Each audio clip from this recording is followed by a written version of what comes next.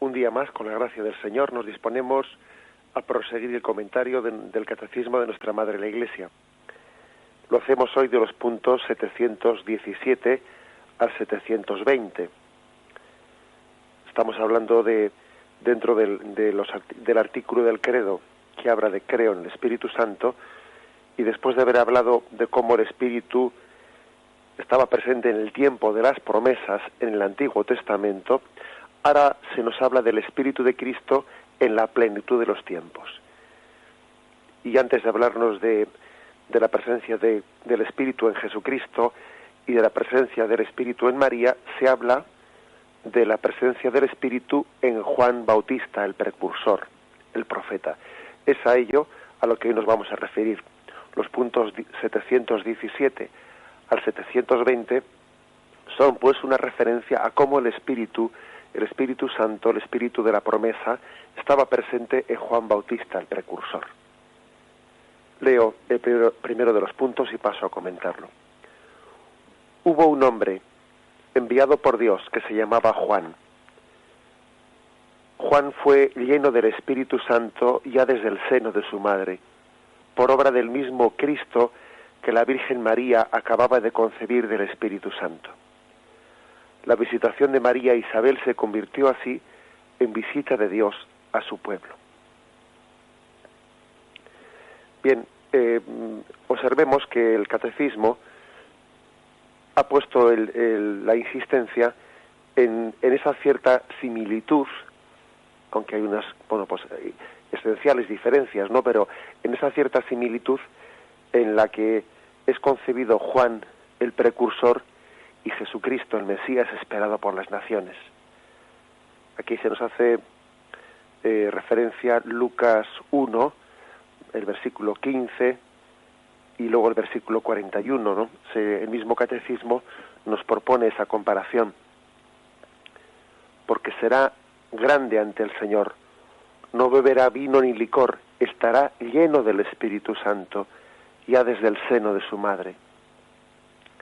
Y sucedió que cuando oyó Isabel el saludo de María, saltó el niño en su seno, e Isabel quedó llena del Espíritu Santo. Se nos quiere pues subrayar que la llegada al mundo del predecesor de Jesucristo, del precursor de Jesucristo, pues fue también una obra del Espíritu Santo. Ciertamente no se trató de una concepción virginal como la de Jesucristo, ni mucho menos, pero sí es cierto que el Señor también quiso que su llegada al mundo fuese a través de un signo que manifestase ante el mundo que era un don de Dios. El hecho de que su madre fuese estéril, el hecho de que su madre, pues nadie, ella misma, ¿no? ni su padre, no, ni Zacarías, pues esperasen a esas alturas ya, pues después de haber entrado ya en la vejez, pues poder tener descendencia. El hecho de que el Señor enviase al mundo a su precursor a través de una mujer que era estéril, que así era considerada, ¿no? Pues deja a las claras, pues el hecho de que es un don de Dios, es un don del Espíritu para el hombre. Es obra del Espíritu y no es proporcional a la carne humana. Los dones de Dios superan a la carne humana. Esto es lo que aquí se quiere subrayar. Fijaros que incluso el hecho de que Zacarías, el marido de Isabel, pues tuviese como una especie de purificación interior por no haber terminado de creer y de confiar en el anuncio del Señor de que su mujer Isabel iba a concebir, Yahvé purifica a Zacarías enviándole una mutez, no quedándose mudo hasta el momento en que su hijo Juan naciese.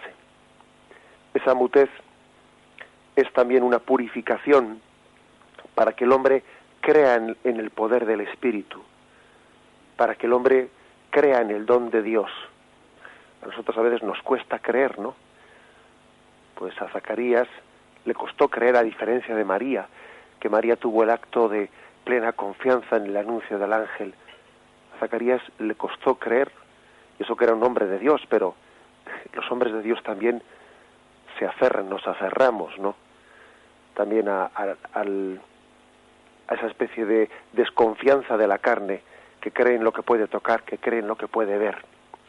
Esa mutez de Zacarías durante el embarazo de Isabel era un signo de purificación y un tiempo de reflexión, un desierto interior para llegar a creer en la fuerza del Espíritu, en la obra del Espíritu que supera la carne. Hay también otro signo. Fijaros que Zacarías manifiesta delante del pueblo, por revelación de Dios, que el nombre que va a poner a su hijo lo escribe en una tablilla, porque él estaba mudo. El nombre que va a poner a su hijo es el de Juan. Se extrañan sus contemporáneos, pero ¿cómo le vas a poner Juan si ninguno de tu familia se llama Juan? Él insiste, Juan es su nombre. En el mundo judío, pues los nombres eran heredados de los padres. También en nosotros en parte ocurre eso, ¿verdad? Pero en nosotros no deja de ser una posibilidad. En aquel tiempo era, bueno, pues un uso totalmente generalizado. Se extrañan de que Zacarías recurra a un nombre que no formaba parte de ninguno de sus antepasados. Y aquí también hay un signo de Dios. El signo de Dios es el decir, mira, yo he traído a este mundo un profeta a través tuyo, pero no es tuyo, no es fruto de tu carne, sino que es un don de Dios, y por eso su nombre no viene de ti. Le pongo yo el nombre, subrayando con eso que es una iniciativa de Dios, es una vocación de Dios. De esta manera también se está purificando pues una concepción de lo que podría ser el hombre de Dios o el profeta o incluso el sacerdote, como si éste fuese una especie de don transmitido por la carne, por una pertenencia a una tribu, sino que se está subrayando que es una elección de Dios. Fijaros que en el Antiguo Testamento, incluso la concepción del sacerdocio, pues parecía que era la pertenencia a una tribu, la tribu de Leví, que era la tribu sacerdotal. Y entonces el sacerdocio era más una cuestión de casta que se transmitía por herencia, más que una elección de Dios.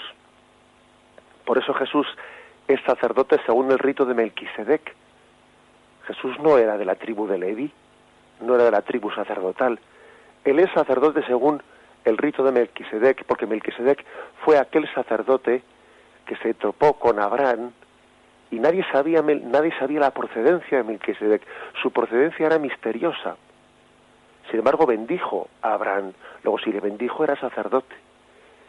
Y cuando se dice que Jesús era sacerdote según el rito Melquisedec, se quiere subrayar con ello que era sacerdote no según la carne, no según la pertenencia a una casta, no según una herencia recibida desde la tradición humana, sino por elección gratuita de Dios, por elección amorosa de Dios.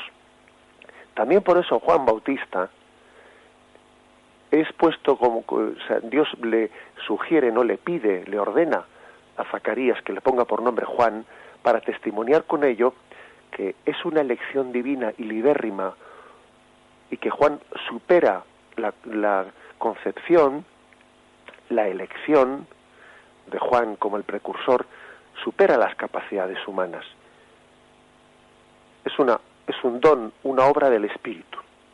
Bien, esto de alguna manera nos recuerda pues que eso que rezamos en el tiempo de Adviento, en la preparación de la llegada del Mesías. Cielos, lloved vuestra justicia, ábrete tierra, haz germinar al Salvador.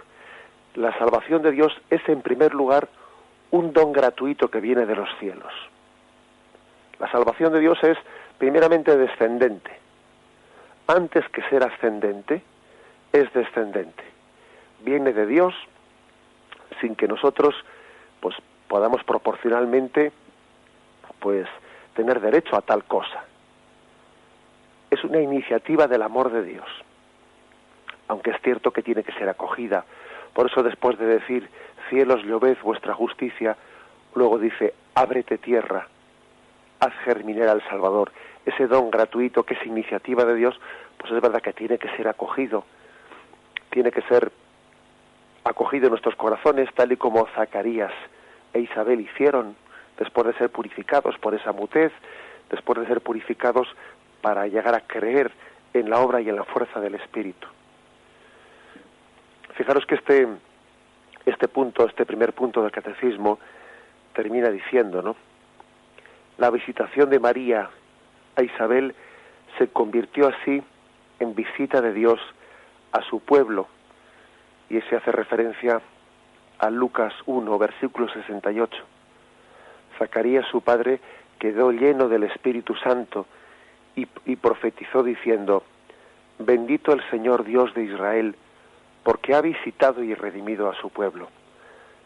Hay, por lo tanto, una iluminación, ¿no?, del Espíritu para percibir cómo Dios está visitando a su pueblo en ese momento en el que María va a visitar a su prima Isabel, en esa proximidad que hay entre los dos vientres de las madres, entre María e Isabel, la proximidad entre Jesús y la proximidad de Juan, cuando Juan salta de gozo por la proximidad, ¿no?, del Redentor, todavía en el seno de su madre, hay una percepción en el Espíritu Santo, aunque todavía no sea visible, ¿no?, con los ojos de la carne, hay una percepción en el Espíritu Santo, desde la luz del Espíritu Santo, una percepción de que allí mora la plenitud de la divinidad.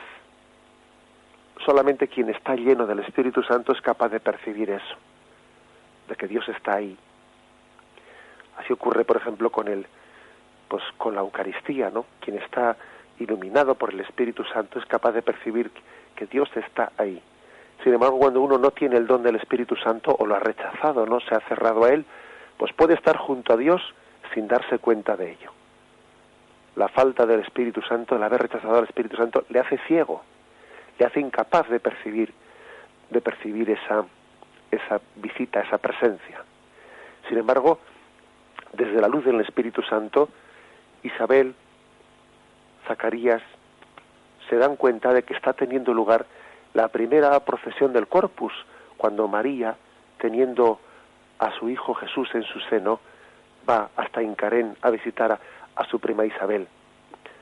La luz del Espíritu Santo, la iluminación del Espíritu Santo, aunque los ojos de la carne todavía no lo perciban, les hace comprender que están ante esa primera visita, primera procesión del Corpus, nos atrevemos a decir, ¿no?, en el que Jesús, todavía oculto a los ojos de la carne, la plenitud de la divinidad está presente en él, va a visitar al pueblo de Israel, va a visitar al pueblo judío.